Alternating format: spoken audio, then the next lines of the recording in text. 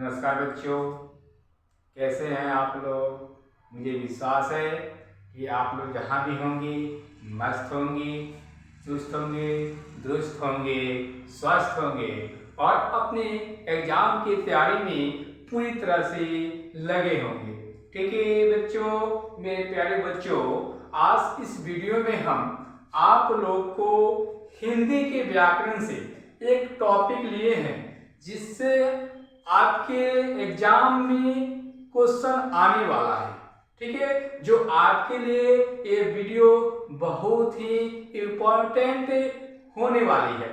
आप लोग इस वीडियो को लास्ट तक देखने का प्रयास कीजिएगा।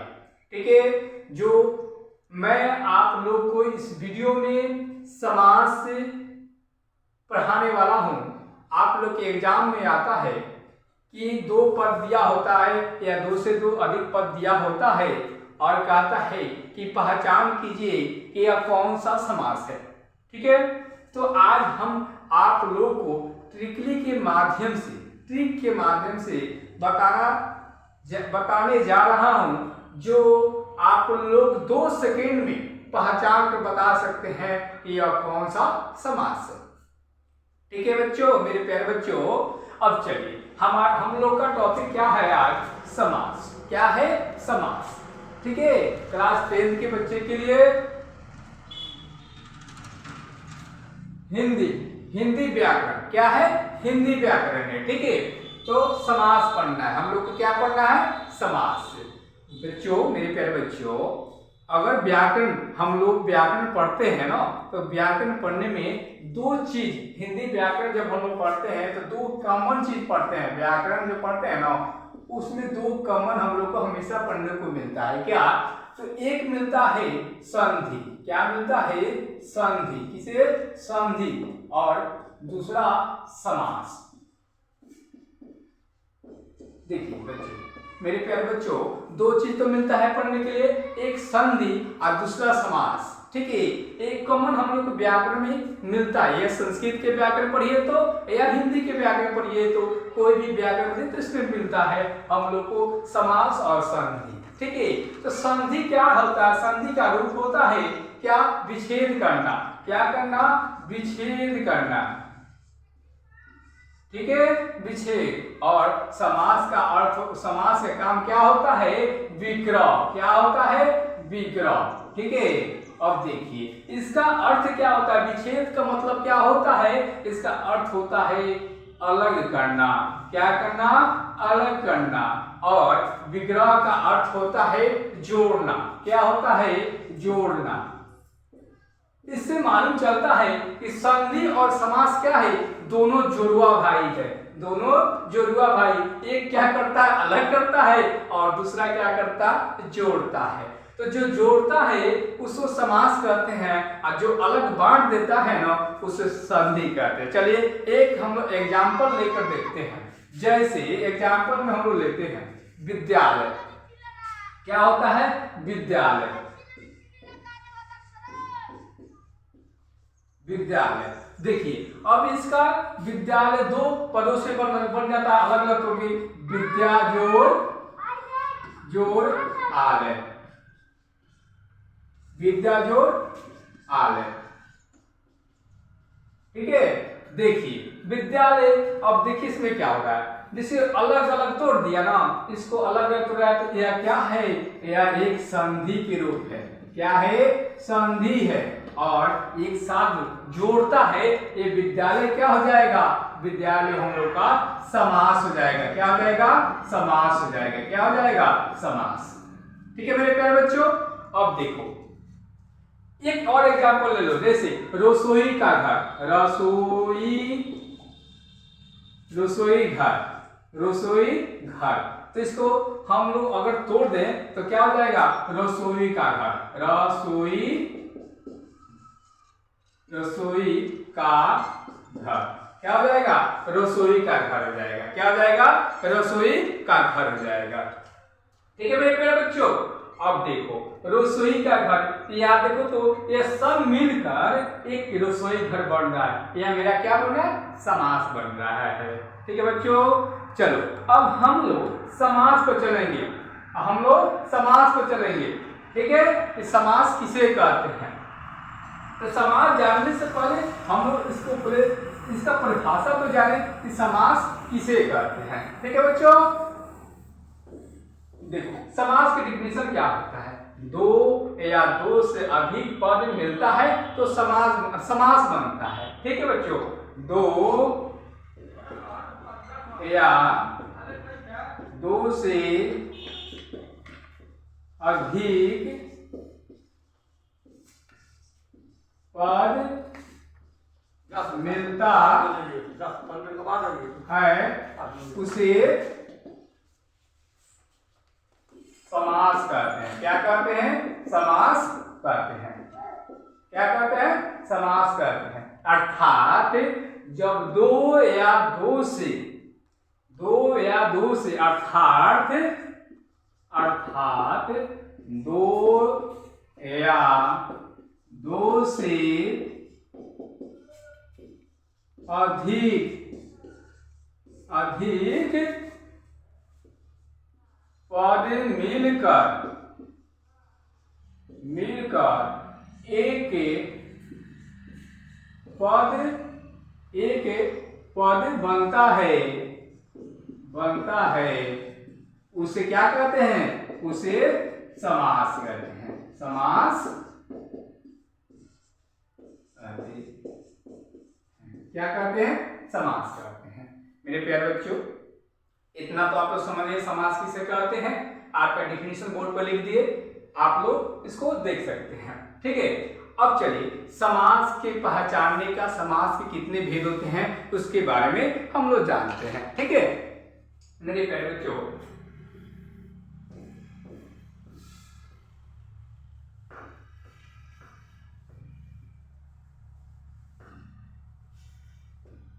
अब हम लोग समास के कितने भेद होते हैं हम लोग जाने। समास के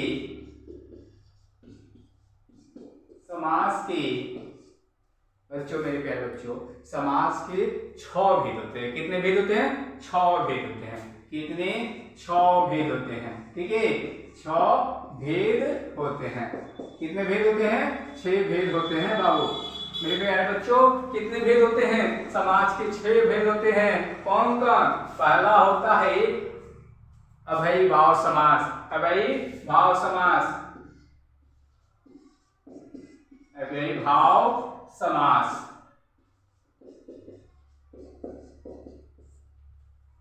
दूसरा क्या होता है मेरे प्यारे बच्चों, तत्पुरुष समास। तत्पुरुष समास। तीसरा क्या होता है बच्चों, मेरे तीसरे क्या होता है, कर्मधारय समास। बच्चों, कर्मधारय समास।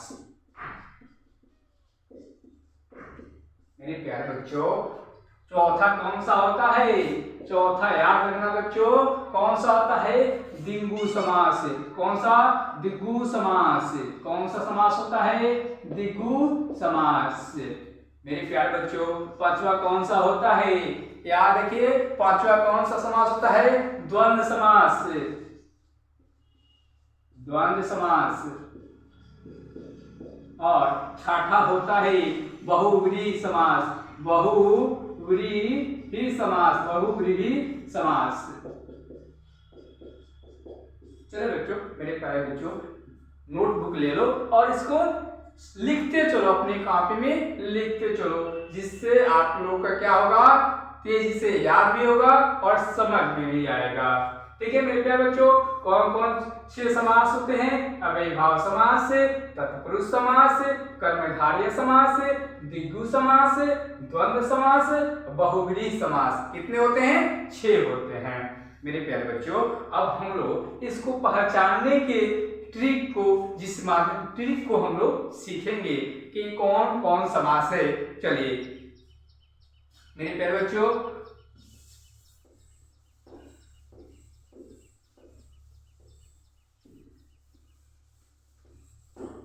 सबसे पहला समास कौन सा है, अव्ययी भाव समास। अव्ययी भाव समास। चलिए अब हम लोग इसे जानते हैं परिभाषा आप लोग, जिसका पहला पद समान हो, पहला पद प्रधान हो और दूसरा पद क्या हो, संज्ञा हो, उसे के वैधाव समास कहते हैं। उतने जानने की जरूरत नहीं। हम लोग के एग्जाम में ये पूछता है कि पहचानिए ये कौन सा समास है, कौन पद दिया होता है और आपको कहता है पहचानो बाबू इसमें कौन सा समास है। ठीक है, तो पहचानने का तरीका यहां से देख लिख रहे हैं, पहचानने की तरीका, क्या पहचानने के तरीका। अब कौन कौन सा तरीका होता है मेरे प्यारे बच्चों, कौन कौन सा तरीका होता है, चलिए देखते चले। जिस शब्द के पहले क्या लगा हो, पहले अगर यथा लगा हो, याद रखिएगा यथा लगा हो, प्रति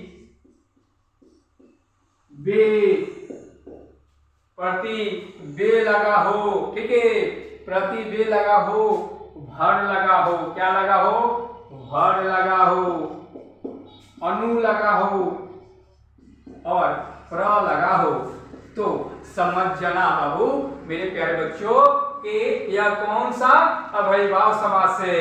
कौन सा, ये इसी से आप लोग को 99% 95% आपका एक क्वेश्चन में यही शब्द पहले लगकर अव्ययीभाव समास में आता है। जैसे चलिए एग्जांपल में हम लोग देख रहे, जैसे कैसे आता है, जैसे आप लोग को आ जाएगा यथा संभव, देखिए यथा संभव, पहला यथा लगा है तो कौन सा समास है, अव्ययीभाव समास है। यथा संभव, यथाशक्ति,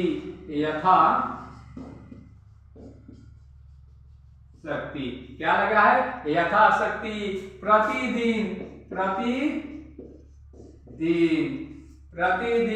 अब देखिए प्रतिदिन, बेसहाय, बेसहाय, बेरहम, ठीक है, बेरहम। देखिए भर से याद रखो अपने प्यारे बच्चों, भर पेट, क्या, भर पेट। अनुरूप, क्या होता है, अनुरूप, अनुकूल, देखिए तो अनुकूल, प्रत्यक्ष, प्रत्येक, ये सभी क्या है, हमारा अव्ययीभाव समास है। तो जिस शब्द से पहले यथा, प्रति, वे, भर, अनु और प्र लगा हो तो आप लोग 2 सेकेंड में पहचान सकते हैं कि वो कौन सा समास है। ठीक है, चलो मेरे प्यारे बच्चों अब हम लोग दूसरे को देखेंगे, दूसरा कौन सा समास है।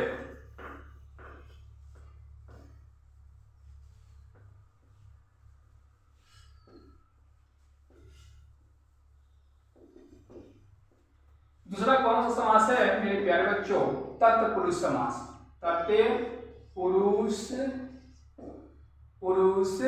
तत्पुरुष समास। चलिए इसकी पहचानने का ट्रिक,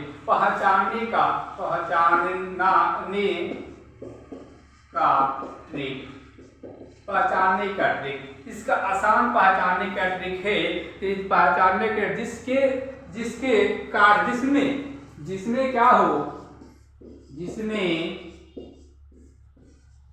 कारक चिन्ह मिले,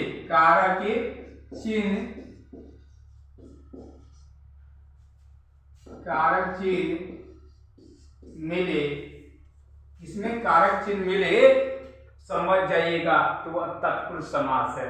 तत्पुरुष समास जैसे कारक चिन्ह 8 वो होता है, आप लोग तो पढ़े हैं, काटा नहीं कर्म को करण से, ऐसे 8 वो चिन्ह होता है। जिस शब्द में अगर कारक चिन्ह मिल जाए तो समझ जाइएगा कि वह तत्पुरुष समास है। जैसे एग्जाम्पल में लेकर देखिए, जैसे एग्जाम्पल में आप लोग एक देखिए आ जाए, जैसे कामचोर, मन में ही सोचिए, जो काम से चोर होगा उसी को तो कामचोर कहते हैं, तो मन में ही सोच लीजिए क्या काम से चोर, जो काम, देखिए तो यहाँ कारक चिन्ह आ गया, मन में ही सोचिए कारक चिन्ह आ गया मेरे प्यारे बच्चों। तो ये कौन सा समास है? तत्पुरुष समास है। ठीक है, तत्पुरुष है। जैसे नेत्रहीन, क्या होगा? नेत्रहीन। मेरे प्यारे बच्चों, नेत्रहीन, जो नेत्र से हीन हो, जो नेत्र से क्या हो? नेत्र से हीन हो, क्या हो? हीन हो, उसे नेत्रहीन कहते हैं। देखिए कारक चिन्ह आया कि नहीं आया? तो पहचान लेंगे, मन ही नहीं सोचेंगे कि क्या कह रहा है, इसका अर्थ कैसे बनेगा। तो नेत्रहीन पहचान लीजिए कि क्या है? नेत्रहीन। जैसे सेनापति, क्या होता है? सेनापति। एक उदाहरण लीजिए, सेनापति, सेना का पति, किसका? सेना का पति। ठीक है, देखिए तो यहाँ कारक चिन्ह आया कि नहीं आया? तो पहचान लेंगे कि कारक चिन्ह जिसमें आ जाए उसे क्या कहते हैं? उसे तत्पुरुष समास कहते हैं। जैसे सेना अध्यक्ष, एक और ले लीजिए, सेना अध्यक्ष, अध्यक्ष, सेना अध्यक्ष, सेना का अध्यक्ष, अध्यक्ष। देखिए तो इसमें भी कारक चिन्ह आया कि नहीं है? मेरे प्यारे बच्चों ध्यान रखिए, हम और आपको आगे बताते चलते हैं और आप लोग अपने नोटबुक में लिखते चले और ध्यान से समझते चले। अब हम लोग तीसरे जो समास है, कौन सा तीसरा समास है? कर्मधारय समास। कौन सा? कर्मधारय समास। इसके बारे में हम लोग देखें और इसका ट्रिक को समझें। कर्मधारय समास, कर्मधारय समास। देखिए इसका पहचानने का ट्रिक, इसका पहचानने का ट्रिक क्या होता है? देखिए इसकी पहचानने का ट्रिक क्या होगा? कर्मधारय जिसमें विशेषता बतलाता हो, याद रखिएगा, जिससे विशेषता बतलाता हो, विशेषता, वह शब्द जो विशेषता बतलाता हो, ठीक है, या तुलना किया जाए किसी से, या तुलना करता हो, वही शब्द क्या होता है? कर्मधारय में आता है। किस में आता है? कर्मधारय में आता है। जैसे आप लोग को उदाहरण बता रहे हैं, एक एग्जाम्पल लेकर बता रहे हैं आपको। देखिए जैसे चंद्रमुख, क्या होता है? मेरे प्यारे बच्चों, जैसे आप लोग को देखिए चंद्रमुख है। अब देखिए चंद्रमुख, जिसका मुख चंद्रमा के समान हो उसे चंद्रमुख कहते हैं। तो बताइए चंद्रमुख है, या तुलना कर रहा है कि नहीं चंद्रमा से, इसमें तुलना करने के मिल जाए और किसकी विशेषता बता रहा है? मुख की विशेषता बता रहे हैं कि चंद्रमा कैसे, इसका मुख कैसा है? चंद्रमा के समान है। देखिए तो इसमें तुलना भी हो रही है और विशेषता भी हो रही है। देखिए मान लीजिए एक आपको और बताया नीलकमल, देखिए नीलकमल, जैसे इसमें क्या है? नील क्या है? नील कमल है। क्या है? नील कमल है। क्या है? कमल है। देखिए बाबू मेरे प्यारे बच्चों, कमल में हाथ होता है। क्या होता है? हाथ होता है। तो हाथ कैसा है? नीला है। कैसा है? नीला है। किसकी विशेषता बता रहे हैं?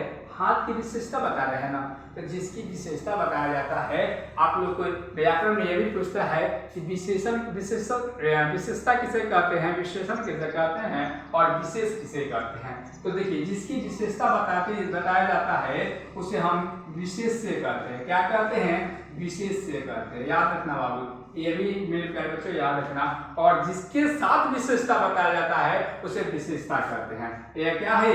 विशेषता कहते हैं, इसे विशेषता करते हैं। देखिए कमल के साथ नील का इसका विशेषता बताया जा रहा है तो इसे विशेषता कहते हैं। मान लीजिए उदाहरण एक और है आपके उपागम और उप में भी आपके व्याकरण में पूछता है कि उपनाम और उपमेय किसे कहते हैं। तो देखिए यहाँ चंद्रमुख है, चंद्रमुख है। क्या है? चंद्रमुख। किसके समान? मुख कैसा है? चंद्रमा के समान। किसकी बताई जा रही है? जिसके बारे में बताया जाता है उसे क्या कहते हैं? उपमान कहते हैं। क्या कहते हैं? और जिसके साथ बताया जाता है उसे उपमेय कहते हैं। उपमेय कहते हैं। उपमेय कहते हैं मेरे प्यारे बच्चों। यह भी ध्यान रखिएगा, आपके एग्जाम में ये भी पूछ देता है कि उपमान किसे कहते हैं और उपमेय किसे कहते हैं। ठीक है, चलिए अब हम लोग अगले 4 नंबर जो 4 नंबर समास है उसको देखेंगे और उसकी समझेंगे।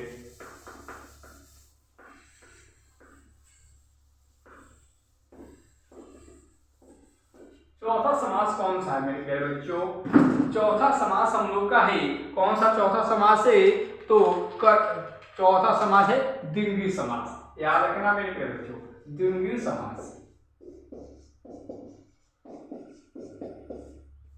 इसकी पहचानने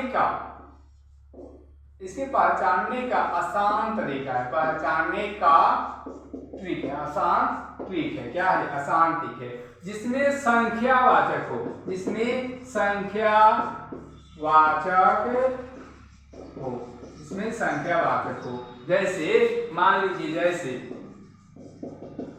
त्रिभुज, त्रिभुज, ठीक है, जिसमें त्रिमिस 3, इसमें संख्यावाचक आ रहा है। पंचभुज, कैसे?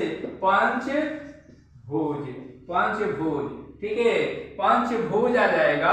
पंचभुज चौराहा, जिसे चारों ओर से राह मिला होता है उसे क्या कहते हैं? चौराहा, ठीक है, चौराहा।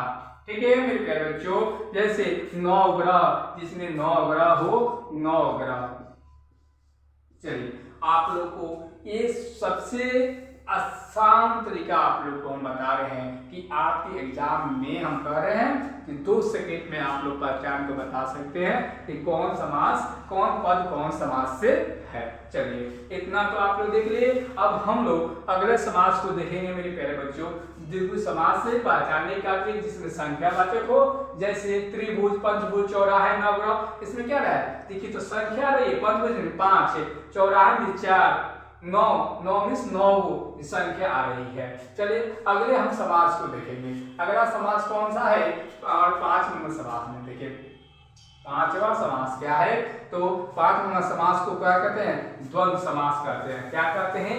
द्वंद्व समास कहते हैं। चलिए द्वंद्व समास को देखेंगे। 5 नंबर में द्वंद्व समास। द्वंद्व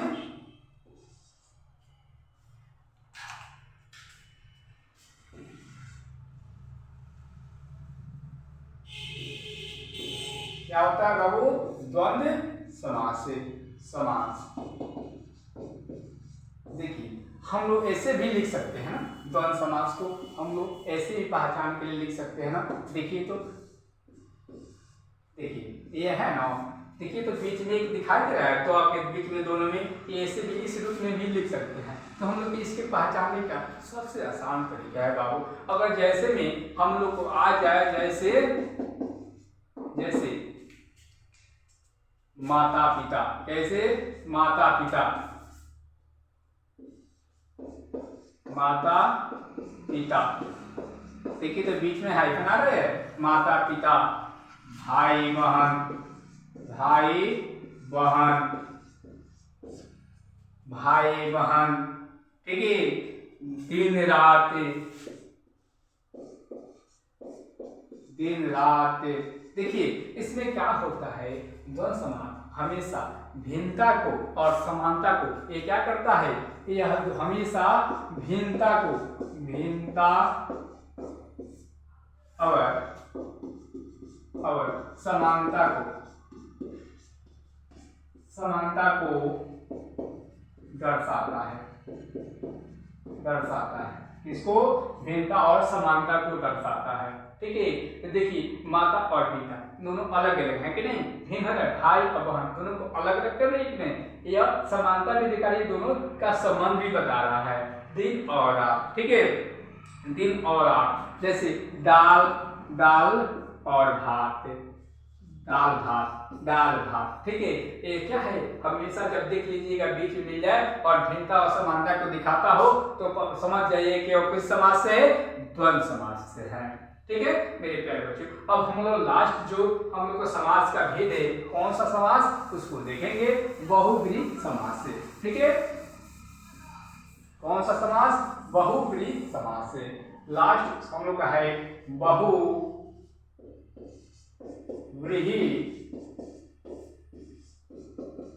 समास। बहुब्रीहि समास इसका पहचानने का आसान तरीका है, पहचानने का तरीका, इस पर विशेष ध्यान दीजिए बाबू, क्योंकि ये सबसे लास्ट है और सबसे मजेदार यही है। ठीक है, और इसी में आप लोग कंफ्यूजन में जाइएगा, इस कंफ्यूजन को हम अभी दूर करेंगे। इसका देखिए भी, इसका पहचानने का तरीका होता है VIP, VIP very important person, जो खास लोग हो, क्या हो, खास लोग, वेरी इंपॉर्टेंट पर्सन यानी खास व्यक्ति, खास के लिए प्रयोग किया जाता है। इसके लिए किया जाता है, खास के लिए प्रयोग किया जाता है, खास के लिए प्रयोग किया जाता है, खास के लिए प्रयोग किया जाता है बाबू मेरे प्यारे बच्चों। खास के लिए इसको क्या किया जाता है, प्रयोग किया जाता है।